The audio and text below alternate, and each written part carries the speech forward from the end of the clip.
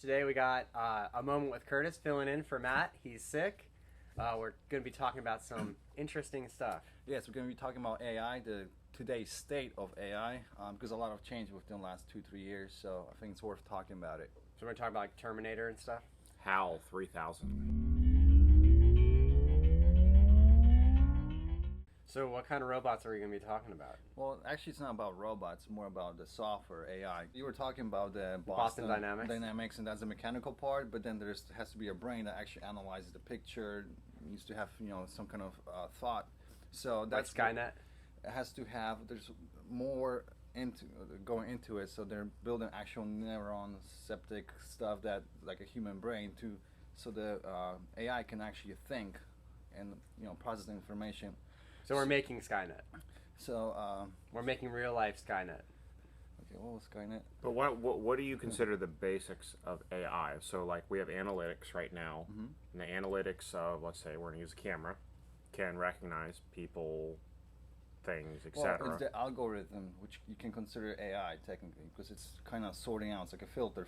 You can. But you have to teach it decision making, right? Exactly. Yeah. So, but the new cool things that are happening. Let's say. You snap a picture of, let's say, forest, and the computer will make a movie out of that picture. Like, will predict what you're gonna do. How does it know that? It will actually generate the image, like the rest of the frames. It will just generate it for you. It's like thinking, okay, you're probably gonna do this, so it's gonna actually make a movie out of image, which is crazy. Well, when can I get a robot that makes coffee for me? Is that what we're talking about? You already have kind of Keurig, right? You press the button. It's not nearly enough.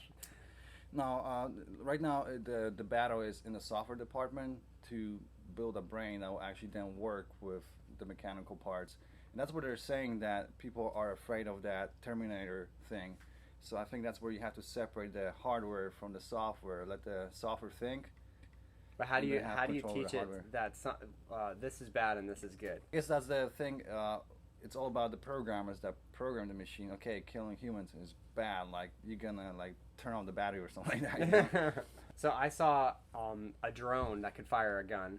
But it's still controlled by a person somewhere. But that's. So I would not consider that AI because it's still controlled by a human person. Yeah. Once they start automating it, that's when it's gonna transition. When the robot actually starts walking on its own, you have no control over it. That's when it's like literally AI. It's like a human but not human. This is the other part because there are different kinds of AIs right now doing specific tasks, and that's the thing. There's not one big AI can do everything. There are different types of AIs. So like this seals boxes, this shoots people, this drives the car. So there's one that kind of does engineering. So they kind of there's one experiment where they told the AI, "Hey, design me a drone frame," and it went through millions of iterations that humans couldn't do it, and it made the most efficient frame, the lightest frame, and it looked like a pelvis of a flying squirrel.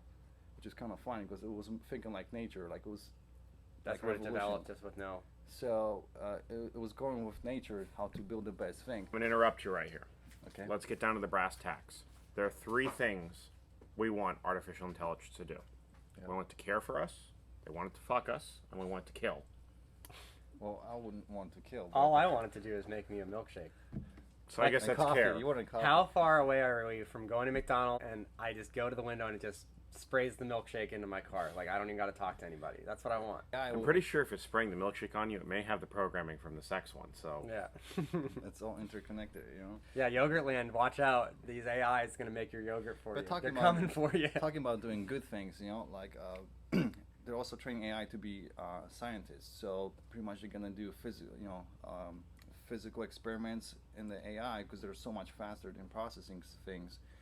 And also they're hoping that it will help with, let's say, global warming. Like they're going to have better solutions for global warming, better engineering how to harvest the energy better. Because they're going to have all these calculations done quick. Yeah, essentially. So that's kind of exciting. I'm excited about that. Like how AI is going to, in the engineering department, and so good solutions is going to come out in the future, So apparently a lot of diagnoses between doctors are different. And they created an AI that's actually more precise than the doctor himself. So would you rather your wife's gynecologist be a robot or a guy? I mean, as long as his fingers aren't bigger than mine. I went into McDonald's the other day. They have a touchscreen ordering system. Not AI at all. Yeah. Touchscreen. People are not ready for that. Are they ready for a robot waiter or Yeah, robot because cook. you'll be able to just to say, hey, I want a Mac. You just talk like a human. I want a Big Mac, and it's just gonna give you a Big Mac. There's gonna be no touching, no thinking. Just say it, and that's the thing. And the thing will make it for you yeah, and drive it just over. like Siri. You know, you just talk to her, and she does the things. You know? But like, I went someplace last night and we ordered food, and I was talking to a human waitress, and I said, I don't want to put cheese on it, and it was just like, how am I going to put that into the computer system? Well, you That's just say, something I don't that want I. cheese. That's But it. it's, I don't want How, cheese is he's easy. saying, how is he going to be able to complain to AI? It won't feel the same way as when he makes a person feel bad. Well, you can spray Hey, the sauce on the AI, robot. this food sucks. I'm sorry. Does not compute. I'm sorry, Mr. My Curtis. binary I'll code. make it the exact same way. How will they know the difference between medium well and medium, besides temperature? Because sometimes temperature doesn't necessarily. Well, they're gonna have X-rays. You're gonna see through the meat and just. How feel will it perfect. know if you're being rude to it? How does it know to perfectly sear? I don't have all the answers, man. It can't taste. Well, Hey, if yeah. this fish is squishy, I'm gonna send it back. Well, technically you can measure taste, but I'm not gonna go there. You can measure taste. I'm pretty sure there's some sensors where within, let's say, there's enough, this percentage of salt, this percentage of pepper. So it's like, just you gonna know, make the gonna- food, and then it's just gonna like put like a probe into my Yeah, food.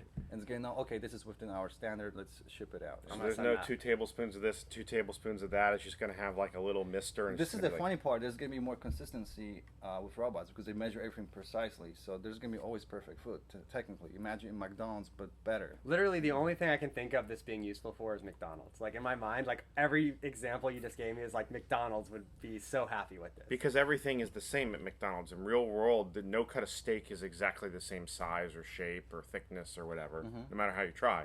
A McDonald's patty is probably exactly 4 inches or something like that. Look, they're messing up my flurry right now, so they need you got to fix the flurry. When Dum Dum scoops the whole thing of Oreo on top, spins it twice, and it just stays on the top. Fix that.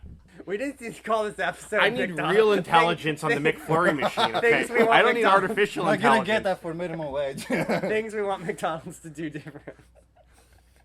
Curtis is just like, I'm still thinking about that McFlurry. Look into my globe. We are going to the game room. Everybody's gonna do what, like one race, and whoever does the race best, winner, chicken dinner. Well, I got it. It was fucked. So I took it apart and found the flux capacitor. You see that One on ViewSonic eBay. monitor sitting Found there? a new flux capacitor. Ordered it from some guy who probably is similar to me. Choose a track. So loud. Needle, left and right. Press the gas pedal to the left.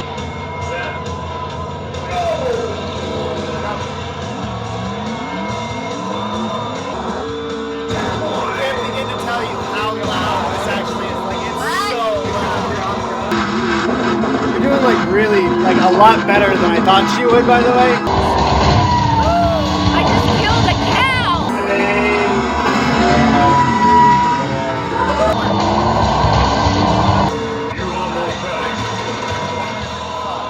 You placed 6. Adjust your seat there, Matt. Oh, yeah. See? Better. Even better.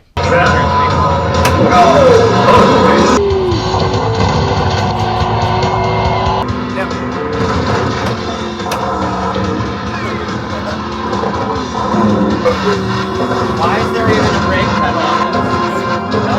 Nobody ever uses it. I don't even think it's hooked up.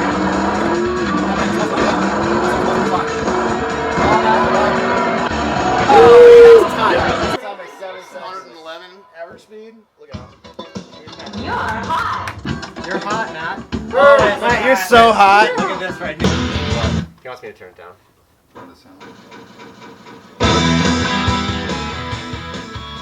Choose a track. There you go. Not better. Was that the same truck? You're going to be able to focus much better. I bet you do better than both of us. Oh, I just hit a wolf. Or what looks like an 8-bit wolf. He got an anti-crush helmet. That's a Nazi airplane. There's the Nazi flag. That's not a Nazi plane. It's got a little excellent on it. Race My again. average speed was 101. Wait, what was? It was 55. He was by 7 seconds. 48. He must have beat my time then because his 47. average speed was higher than mine. Can I do a manual transmission? Nope. No, oh, it's the same. Like I just destroyed a Nazi. You got a coyote too. So what does that mean? Who's in first? I think Matt won. First, no, Rafal got first. Are you gonna beat the 147? I lost like all of it. Like I'm dead last. First place. The Polish guy won. I got second. Second place. Big two. Third place. Third place. I'm probably the worst driver here. Fourth place. I got 159. I lost. Producer. Hey, But it's okay. I'm the only one in this some on group your who gets shirt. slayed Try to regularly. wipe it off. So. But It was a nipple. What does your crystal ball say about that game room segment? Eh. So what do we got in the news?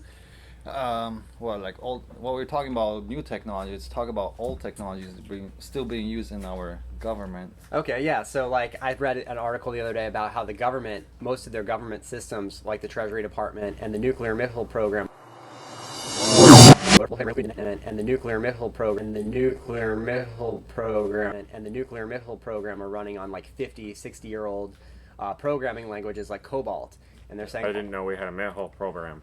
missile program, missile, I've cottonmouth. Yep, I heard. I So- catch that too. Most people don't know the nuclear missile program in the United States is still running on an 8.5 Pronounced inch nuclear. nuclear. That's your Nuclear. moment of Curtis. the There's your nuclear Simpsons moment. the nuclear. Now I can't even say it. Nuclear program. Yes, that runs on an 8.5 inch floppy disk, so you can feel super safe that now You can use a magnet and like kill it. Yeah, exactly. We call it nuclear floppy disks. And the Department of Treasury is running on COBOL, which our grandparents all know, but no one knows it now, so it's a huge security So risk. was it made like in the 70s? Yeah, early 60s, 70s. That's why these old computers are still running, which is funny because now if they probably bought something new, it probably won't last more than like 5 years. Correct. But this stuff has been in use since the 50s and still works freaking great. Does it really need to be that much fancier? Well, is it safer? We don't At least know. you cannot hack it because it's so old that even hackers probably not. I mean, maybe they But it's- are learning. You got to go find the briefcase with the floppy disk. They in didn't it. even have internet back then, you know. So So the machine is most likely not directly connected to the internet. Probably the only way, of course, you look at any old missile Phone silo. There's somebody there to launch it.